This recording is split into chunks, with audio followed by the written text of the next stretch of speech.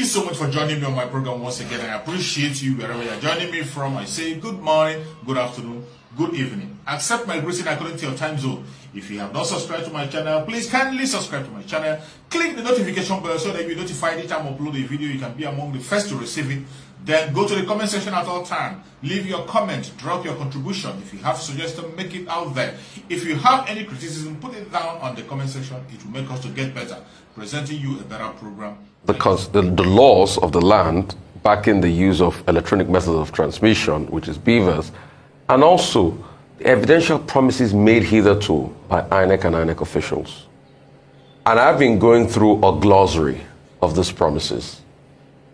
Even as at, I think, on the 11th of November 2022, the INEC chairman still bragged about it and boasted that this was going to be the best elections ever, and they were going to transmit from the polling units. In fact, everybody was confident, and the reason why people came out to vote in this election was because of the confidence in the system. But what happened? And I think I'll go a little bit technological now. And a little bit about the background of doing this. I have run tech companies. I know technological backends, so I know what I'm talking about. When you say that you have a server pretty much, let's just use the basic word, serves the system. And there's a server for almost everything. If I'm to have a website, it will have a server where somebody can go to be able to access all the data at that website position. So what a cyber just simply means is, I am here, I want to access an information from your website, but you are the server, Ayo. So I come to you when I go online and I transmit the data you've got and I put it on the website. You hold the data and you serve me the data. I think the first investigation point should be what happened to INEC servers between the hours of 12 or 2 p.m. to when they started transmitting results that evening. Two things happened. Number one, when INEC was asked that question, when the collation center started opening up, they said they did not promise, somebody from INEC said they did not promise that they were going to transmit presidential results. But when they saw that that was a faux pas, the next thing they said was to issue a statement that there were glitches. So when you issue a statement that there were glitches, what kind of glitches happened? If most of the servers, people could not transmit results and they had to put it offline, then what happened to the server at that point in time? Was the server live? That's the first question we should ask. What was the incident report for the server as at those times that they said there was a technical glitch? Because the system has a backend that should give you an incident report of what happened to the servers at those points in time. So I think also Nigerians deserve to know from INEC, not just telling us technical glitch. Something caused a technical glitch. INEC made a press. Technical glitch is like saying, I have a headache. What causes an headache? Your headache can be caused by high blood pressure, can be caused by stress, a normal headache. So the question we should press further is, what caused the technical glitch on the server? Was the server on? Was it off? What happened to the interface? Because the large complaints people heard was the fact that the servers, people couldn't transmit results on them and they had to go offline. Why did they need to go offline for something that was promised to be able to have a real-time effect? Let's also introspect further. Was there a cyber attack on the server? If there was, there's going to be an incident report that will report it. Or was the server put off? There's going to be an incident report that will report it.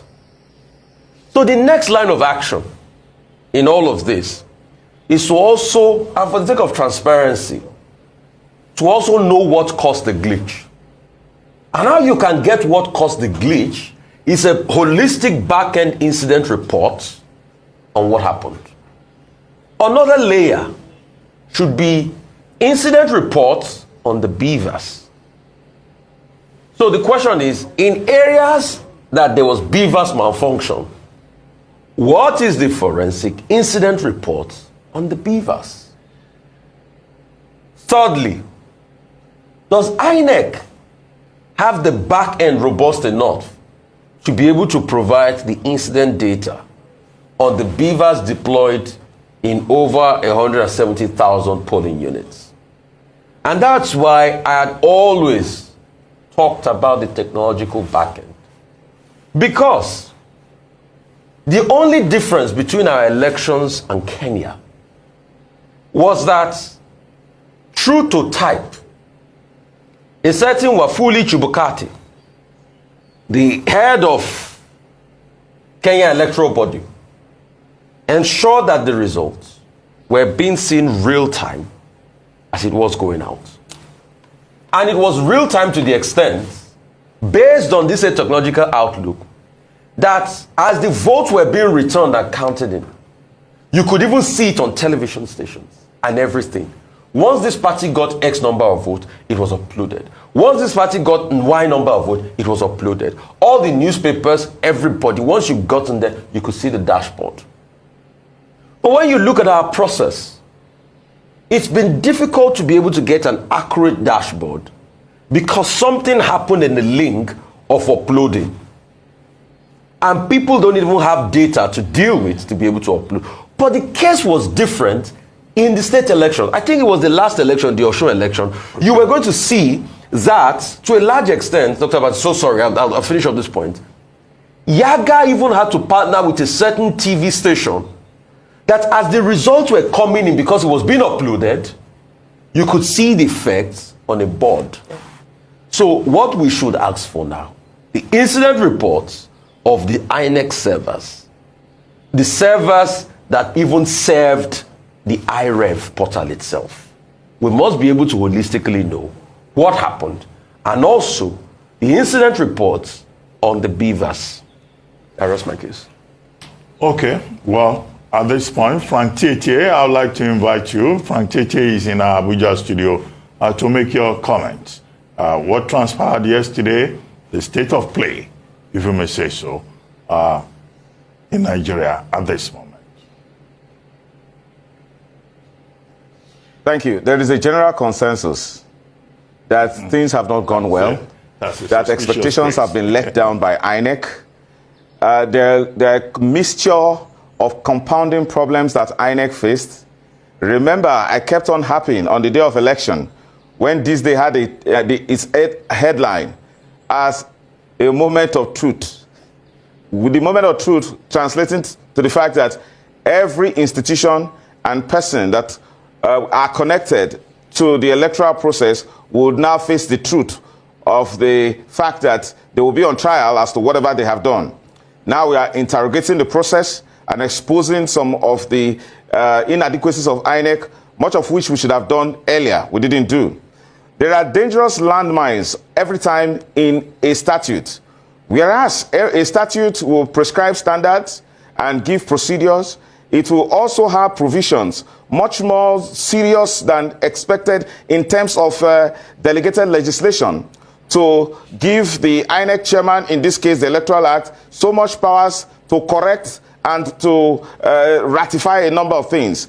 We won't go there now, but let us first of all agree that the standard the Electoral Act stipulated is that the collating officer and ultimately or the returning officer, before announcing result, that's the standard under section 64, before announcing result must satisfy himself, that's the provision, must satisfy himself that the vote is collating. First it starts with vote, then the second is the result. Must be in tandem, must be consistent with what he had earlier collected with the technological device which INEC has prescribed, in this case the beavers, which had also been sent before. It's a problem. It's a bigger problem of inelegant drafting. He would have sent it before. He would have transmitted it before announcing it. That could be problematic, because it shows that which one comes first. Is it the transmission? Yes, because that's a provision of the law. Transmit the number of accredited voters. Then, before you announce result, check.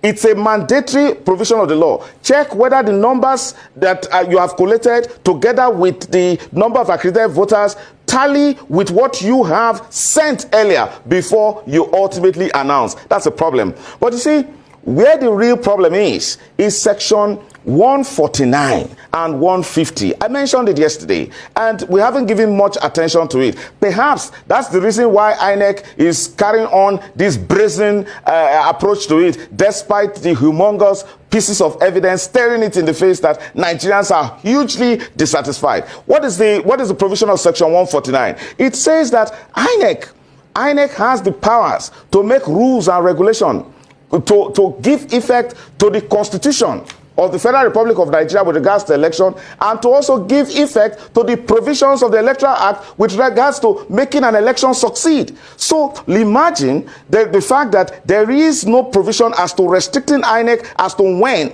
to make those regulations and rules. We understand the protocol to good governance under the ECOWAS regime does not allow any change to the Electoral Act. But what about rules and regulations that INEC can make? Does it mean that INEC in the middle of the game can say, okay, it has decided to change the rules with regards to the fact that whether or not results should be uploaded or announced first? Again, if you move on to the next section, which is section 150, which is, I think, is subject to further interpretation, and I consider it very dangerous on a positive note, is that whatever an official of INEC does, whether it's in violation of the act, whatever it is, with regards to documentation, forms, and again, it moves further to say actions, whatever they have done remain valid. Even though in the express face of it, it appears to be contradictory to the provisions of the Constitution or the Act. It says that whatever they do as INEC is correct until a court sets it aside. So now go back to the practical reality that we face. In a situation report that I got with regards to Delta State, persons that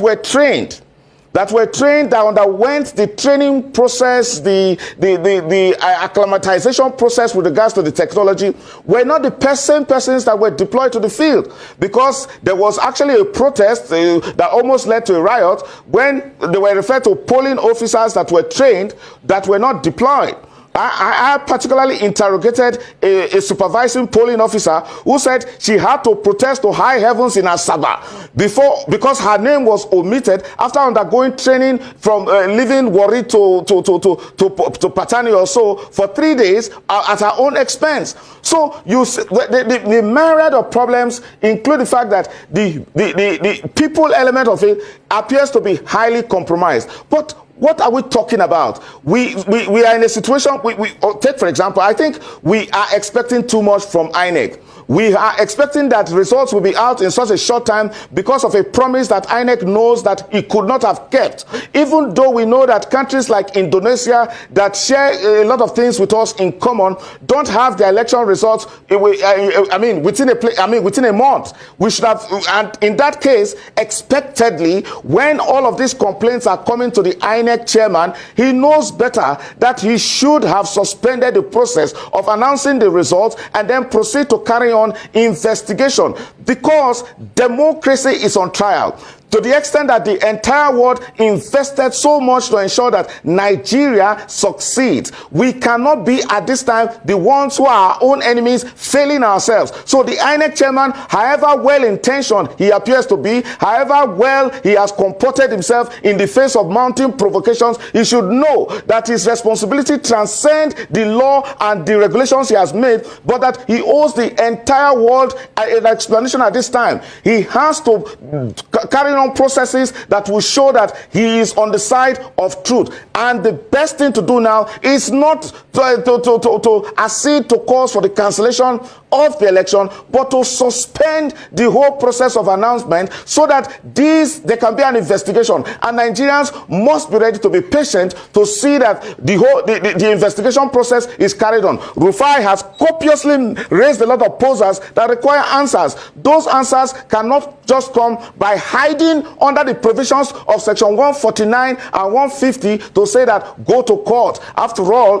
INEC is empowered to